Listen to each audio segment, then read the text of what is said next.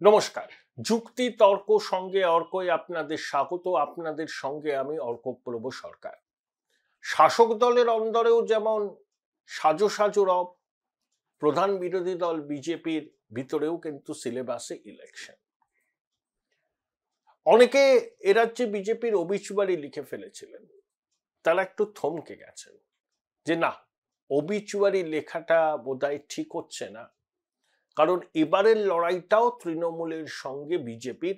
বাম কংগ্রেস আছে, বিশেষ করে বামেরা তৃণমূলের সহায়ক শক্তি হিসাবে কাজ করছেন, এটা নিয়ে তো আর কোনো প্রশ্ন নেই, কারোর দ্বিমত নেই।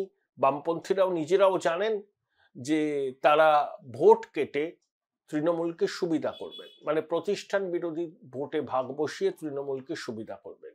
তারা মুখে যতই আস্ফালন করুন না কেন, যত লম্পজম্প করুন না কেন, তারা কিন্তু আসলে সিপে মূল, তারা তৃণমূলের পরোক্ষ সহযোগী। এই যে তৃণমূল যেমন বলছে না নির্বাচন কমিশন বিজেপির ব্রিফ নিয়েছে, ঠিক সিপিআইএম তৃণমূলের ব্রিফ নিয়ে রাস্তায় নেমেছে। এবং কোনো কোনো বিষয়ে বামপন্থীদের অবস্থান তৃণমূলের সঙ্গে কিরকম মিলে যাচ্ছে একেবারে এক বিন্দুতে, তাও গলার শিরা ফুলিয়ে কত কথা বামেরা বলে। এবারের নির্বাচন ঐতিহাসিক হবে আর একটা কারণে, ভারতবর্ষ এবার বাম মুক্ত হবে। দেখবেন পশ্চিমবঙ্গে বামপন্থীরা এবারও খাতা খুলতে পারবে না। কংগ্রেস পেতে পারে, উত্তরবঙ্গে কয়েকটা আসন বামপন্থীরা পাবে না। লোকসভা নির্বাচনকে যদি আপনি মাপকাঠি ধরেন, তাহলে কংগ্রেস এগিয়ে ছিল 11টা আসনে, বামপন্থীরা শুধু মুর্শিদাবাদের রানীনগর কেন্দ্রে। এবারও শূন্যের গেরো বামেদের কাটার সম্ভাবনা নেই, তাই লড়াইটা মূলত তৃণমূলের সঙ্গে বিজেপির। এখন রাজ্যের 294টা আসনের মধ্যে 74টা আসনে মুসলমানরা সংখ্যাগরিষ্ঠ, তারাই ভোটের ফলাফল নিয়ন্ত্রণ করবেন। সেখানে বিজেপির খাতা খোলার সম্ভাবনা নেই। সেখানে বাম কংগ্রেস লড়াই দিতে পারে যদি তারা সুন্দরভাবে ইলেকটোরাল অ্যারিথমেটিকটা তৈরি করে। কিন্তু বাকি যে 220টি আসন আছে সেখানে কিন্তু বিজেপি লড়াই করবে, এবং সেখান থেকেই 148টা আসন তাদেরকে পেতে হবে যদি তারা ক্ষমতায় আসতে চায়। প্রথম কথা, তৃণমূলের বিরুদ্ধে বিজেপি প্রচার করছে, তাদের অপশাসনের বিরুদ্ধে তারা সরব হচ্ছে, কিন্তু বাংলার মানুষ জানতে চায় যে বিজেপি ক্ষমতায় আসলে 10 বছরে তারা কি করবে। স্পষ্ট রোডম্যাপ, শিক্ষা, স্বাস্থ্য, শিল্প, পরিকাঠামো, কর্মসংস্থান, এবং লক্ষ্মীর ভান্ডারের কে কাউন্টার করতে বিজেপি কি ধরনের কর্মসূচি আনবে। কন্যাশ্রী এবং এই ধরনের মাতৃশক্তিকে সহায়তার যে প্রকল্প তৃণমূল সরকার নিয়েছে এবং যেটা তাকে ভোটের ময়দানে বাড়তি অ্যাডভান্টেজ দিয়েছে, সেটাকে মোকাবিলা করার জন্য বিজেপির আস্তিনে কি তাস লুকোনো আছে। দেখুন, ভোট অন অ্যাকাউন্ট যে বাজেট হবে 2026-এর ফেব্রুয়ারি মাসে, তাতে লক্ষ্মীর ভান্ডারের বরাদ্দ সরকার বাড়াবেই বাড়াবে, এবং তার জন্য টাকা পয়সা এখন থেকেই জোগাড় করার চেষ্টা হচ্ছে। অন্য সমস্ত মন্ত্রকের ব্যয় বরাদ্দ কাটছাট হয়েছে, একেবারে না করলে নয়, সেই সমস্ত কাজ ছাড়া অন্য সমস্ত কাজ বন্ধ, টাকাটা জোগাড় করে রাখা হচ্ছে ওই লক্ষ্মীর ভান্ডারে টাকাটা দেওয়ার জন্য অন্তর্বর্তী বাজেটের পর। সেটা বিজেপি জানে, বিজেপিকে এটাকে কাউন্টার করতে হবে। 1, 2, হিন্দু ভোটের মেরুকরণ 56%, গুজরাটে হয় 61%, তারপরেই পশ্চিমবঙ্গ।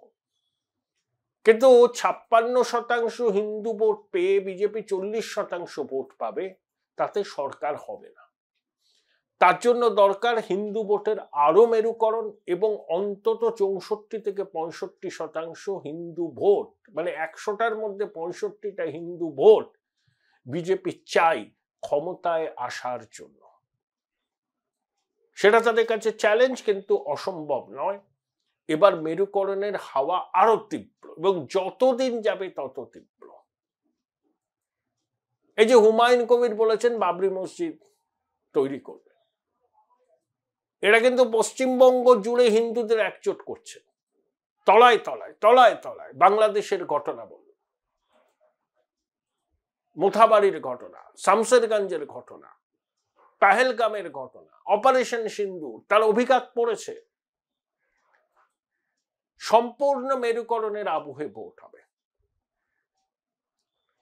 অমিত শাহ দুবার প্রেডিক্ট করেছিলেন, দুবার তার প্রেডিকশন মেনেনি। তিনি নাকি চাণক্য হিসাবে পরিচিত বিজেপির অন্দরমহলে।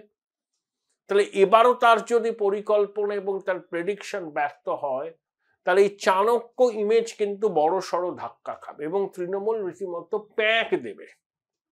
এটা বিজেপি নেতৃত্ব জানে। তারা আশা করছে এসআইআরটা ভালোভাবে হলে পরে প্রচুর ভুয়ো ভোটার, মৃত ভোটারের নাম বাদ যাবে, অনুপ্রবেশকারীদের নাম বাদ যাবে। তখন একটা লেভেল প্লেইং ফিল্ড হবে।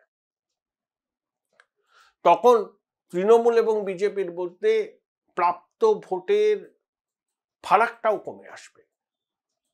ধরুন যদি কলকাতা, উত্তর কলকাতার 7টা বিধানসভা কেন্দ্রে ধরুন 1,30,000 ন্যূনতম থেকে 2 লক্ষ ভোটার বাদ যায় সবকটা কেন্দ্র মিলিয়ে, তখন আপনি কোনো আসন নিয়ে আগাম পূর্বাভাস করতে পারবেন না যে এই আসনগুলো তৃণমূলই জিতবে, পারবেন না। পুরো সমীকরণটা বদলে যাবে। তাই এসআইআর প্রক্রিয়াটাকে নির্ভুলভাবে করা, এটা কিন্তু কমিশনের যেমন দায়িত্ব এবং প্রধান বিরোধী দল বিজেপির দায়িত্ব সেটাকে নজরে রাখা, নজরে রাখা। এবং এটা বিজেপির কাছে শেষ সুযোগ, অন্তত নিয়ার ফিউচারে শেষ সুযোগ এই হিসাবেই বলছি আর কি। বিজেপির 2 মাস আগে বিজেপির ইন্টারনাল অ্যাসেসমেন্ট ছিল 115টা, 3 মাস আগে। এখন কিন্তু আইপ্যাক বলছে তৃণমূল পেতে পারে সর্বোচ্চ 154, বাম কংগ্রেস ধরুন 3-4টে আদার্স, বাকিটা বিজেপি। তাহলে তৃণমূলের যেমন আইপ্যাক আছে, বিজেপিরও এরকম অনেক পেশাদার সংস্থা আছে, তারাও তাদেরও সমীক্ষা করছে। এবং এটা জানা যাচ্ছে যে দুটো দলের প্রাপ্ত আসনের ফারাক একেবারে তুল্যমূল্য, ঘাড়ের কাছে নিঃশ্বাস ফেলছে দুটো দল এই মুহূর্তে ভোট হবে। আর বিজেপির টার্গেট সেট করেছে 165 থেকে 170। তার মানে 220টা আসনে আসন লড়াই করে 165 থেকে 70টা আসন জিততে হবে।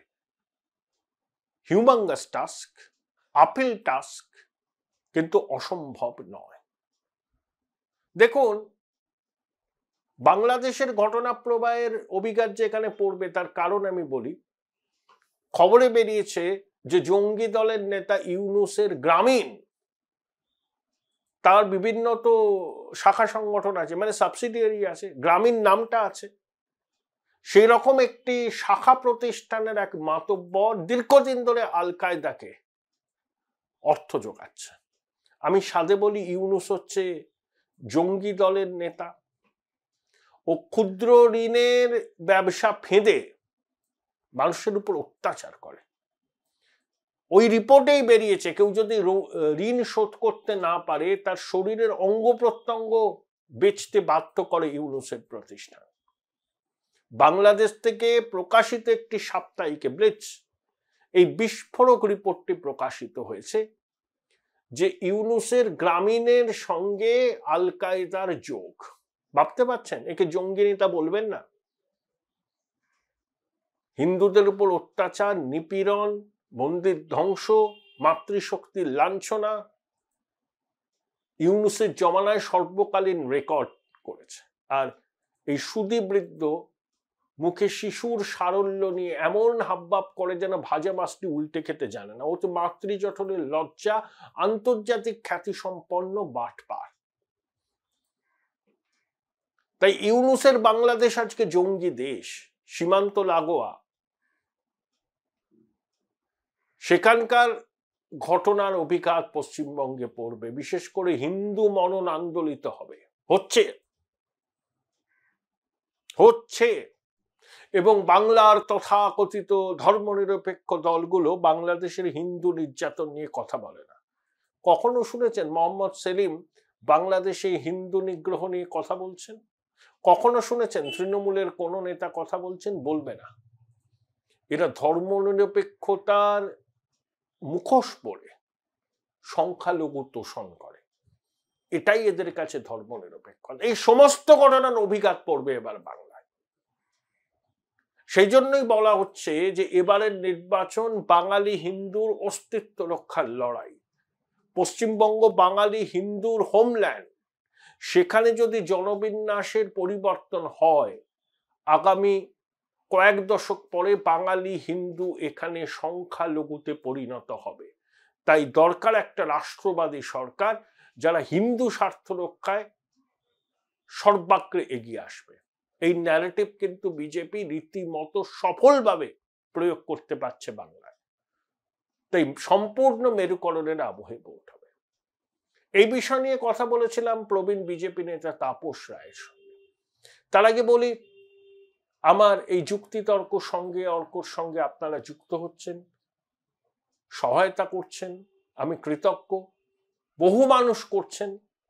আগামী দিনে আপনাদের এই সহযোগিতা থেকে বঞ্চিত হব না আশা করি। যে ডিভাইসে এই অনুষ্ঠান দেখুন না কেন, থ্যাঙ্কস বাটন আছে সাবস্ক্রাইবার বাটনের পাশে, সেটা ক্লিক করলে পরেই সুপার থ্যাঙ্কস, আপনারা আমার এই ভেঞ্চারের সঙ্গে যুক্ত হতে পারবেন। শুনে নিন তাপস রায় কি বললেন।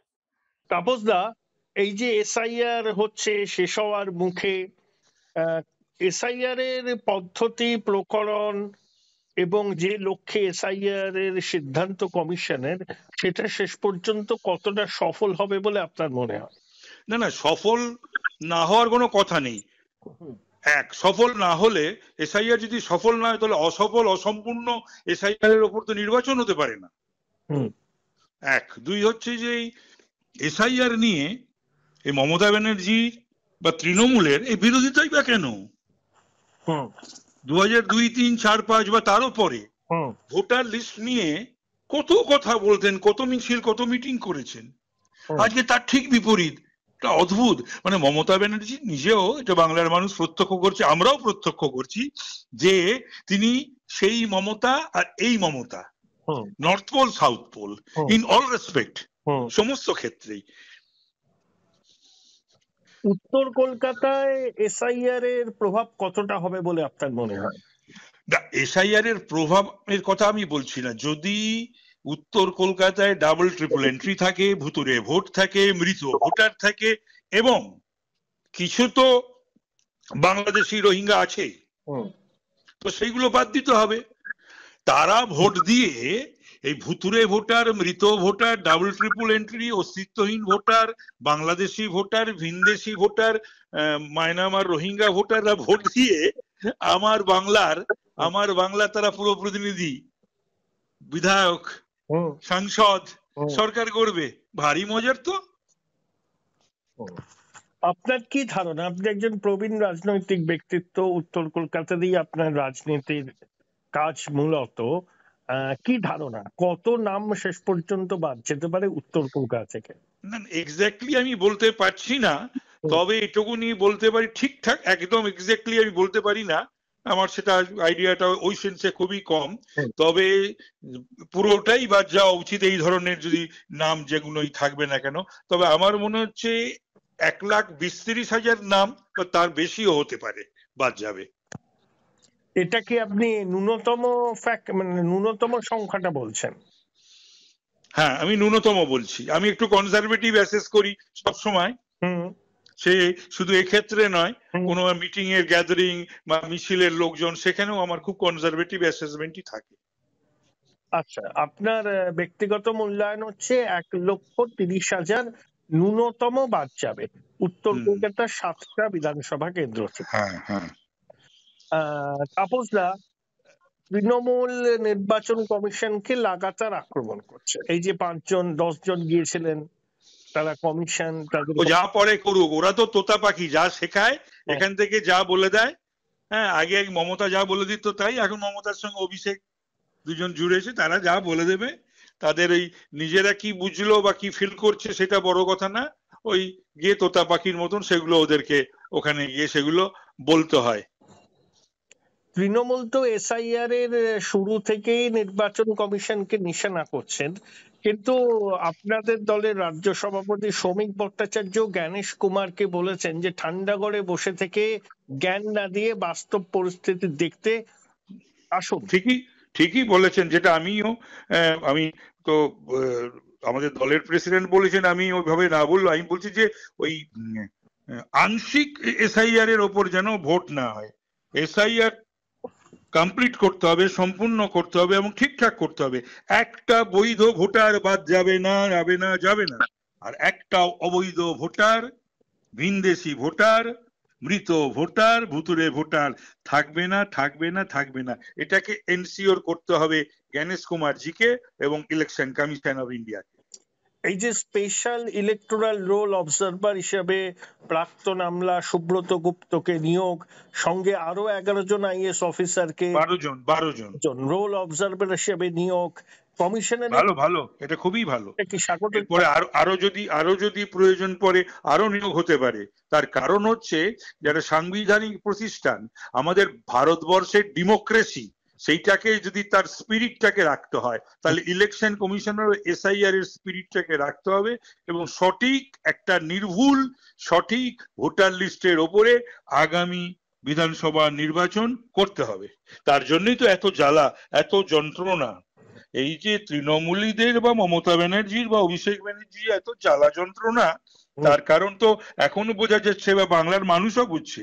আমরা নয় পলিটিক্যালি অপোজ টু দেম, কিন্তু যে সমস্ত মানুষেরা রাজনীতির সঙ্গে যাদের যোগাযোগ নেই, যুক্ত নয়, তারাও বুঝতে পারছে যে বাবা একটা নির্ভুল এবং সঠিক ভোটার লিস্ট হবে, সেটা নিয়ে এত তৃণমূলীদের এত বিরোধিতা কেন। তার মানে তারা এই দুষ্কৃতি, দুর্বৃত্ত আর এই সমস্ত ভুতুরে মৃত ভোটারদের ভোট ফেলিয়ে তারা নির্বাচিত হয়ে গেছে। তাপসদা, বহুতল আবাসনে ভোট কেন্দ্র করার পরিকল্পনা। বহুতল ভালো, এই যে সিদ্ধান্তটাও ভালো। তার কারণ বহুতল আবাসনে ভদ্র লোকেরা বাস করে এবং তারা সত্যি নিরীহ সাধারণ মানুষ। তাদের ভয় দেখানো হয় যাতে ভোট দিতে না বেরোয়, সেই থ্রেট করা হয়। থ্রেট কালচারটা তো পশ্চিমবাংলায় বিরাজ করছে গত কয়েক বছর ধরে। আর তালা মেরে দেওয়া হয় মেন গেটে। তো সুতরাং যদি সেই সমস্ত হাউজিং এর ভেতরেই যদি বুথ হয়, ভোট কেন্দ্র হয় এবং যদি সঠিক পাহারা থাকে, তাহলে মানুষ নেমে তাদের পছন্দের প্রার্থী বা দলকে ভোট দেবে। আর ডেটা এন্ট্রি অপারেটরের নিয়োগ নিয়ে কমিশন বলছে টাকা পয়সা দিচ্ছে না, ডেটা এন্ট্রি দিচ্ছে না, মানে যত রকম ভাবে অসহযোগিতা করা যায়, বিএলএদের ওপর চাপ, তাদের থ্রেট, টাকা পয়সা দেয়নি, 18,000 টাকা না কত টাকা করে দেওয়ার কথা বকেয়া রয়েছে, ডেটা এন্ট্রি দেওয়ার কথা সেটা দিচ্ছে না, করতে বলছে। এই সহায়তা কেন্দ্রের লোকদের দিয়ে করাতে হবে, এটাই দাবি তুলছে তৃণমূল। কমিশন বলছে স্থায়ী সরকারি কর্মচারী ছাড়া হবে না। ঠিকই তো, এটা তো ঘটনা হচ্ছে যে এখন অস্থায়ী হলে পরে না, তার না সেই দায়িত্ব বোধটা থাকে না, সেই রেসপন্সিবিলিটি থাকে না। স্থায়ী কর্মী হলে তার একটা দায় থেকে যায়, দায়িত্ববোধ থেকে যায়। হ্যাঁ, তো সুতরাং তার মানে সব ক্ষেত্রেতেই একটা তৃণমূলীদের আর এই মমতা ব্যানার্জির এই বিরোধিতাটা একেবারে মানে বিরক্তিকর।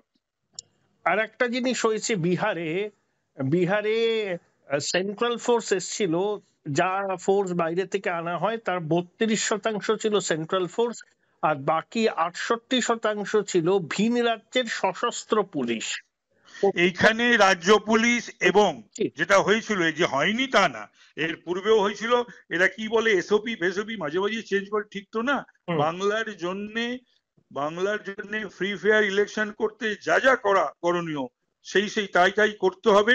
নিশ্চয়ই আমাদের দলের তরফ থেকে বলা হবে, আমরাও বলবো, এবং আশা করি পশ্চিমবাংলা আরো যে রাজনৈতিক দল রয়েছে আদার দ্যান তৃণমূল, তারাও নিশ্চয়ই ফ্রি ফেয়ার ইলেকশন করার জন্য সেই কথা বলবে। তবে বাংলার পুলিশ বা কলকাতার পুলিশকে দায়িত্ব থেকে বাদ রাখতে হবে, তাদের দায়িত্ব দিয়ে ইলেকশন করলে পরে হবে না, এই মুহূর্তে ফ্রি ফেয়ার ইলেকশন হবে না। এই মুহূর্তে নির্বাচন হলে বিজেপি কটা আসন পেতে পারে? 65 থেকে 70 আপনি কনফিডেন্ট। কিন্তু যেখানে মুসলমান ভোট, মুসলমানরা, আমি বলছি আমার মুসলমান সম্প্রদায়ের মানুষেরা, ভাই বোনেরাও বিরক্ত খুবই, তারাও মুখ খুলেছে এবং আশা করছি যে ওই দুধেরও গাই দুধ খাবো, আর তাদের সেই দুধ যে হবে, ভালো দুধ খাবো, তার জন্য প্রয়োজনীয় তাদের যে খাদ্য তাদের প্রোভাইড করার, হ্যাঁ, সেই দুধেরও গাইদের প্রোভাইড করব না আর ব্যবহার করব, এটাও কিন্তু মুসলিম সম্প্রদায়ের মানুষ যথেষ্ট বুঝেছে এবং তারা মুখ খুলছে। বহু মানুষ, বহু মুসলিম সংগঠন, ধর্মীয় এবং সামাজিক সংগঠন, তারা মমতা ব্যানার্জির বিরুদ্ধে এবং তৃণমূলের বিরুদ্ধে বলা শুরু করে দিয়েছে। আপনি যে 165টা বললেন, এটা আপনার অ্যাসেসমেন্ট? 165 থেকে 70। হ্যাঁ, এটা আপনার ব্যক্তিগত অ্যাসেসমেন্ট না দলের অ্যাসেসমেন্ট? না, এটা আমার বা আমি বিভিন্ন কথা, মানে লোকের সঙ্গে কথাবার্তা বলে, সাংবাদিকুলের সঙ্গে কথা বলে, বা যারা সেফোলজিস্টের সঙ্গে কথাবার্তা বলে, বা বিভিন্ন নিউজ পড়ে টোরে একটা এই গত 1 মাসের ধরে আমি এইটা করে আমি যেটা আমি মনে হয়েছে পেয়েছি সেটাই বললাম। অনেক ধন্যবাদ তাপসদা, অনেক ধন্যবাদ। Thank you. Okay. Join Indian Institute of Hotel Management now. Right choice, right decision.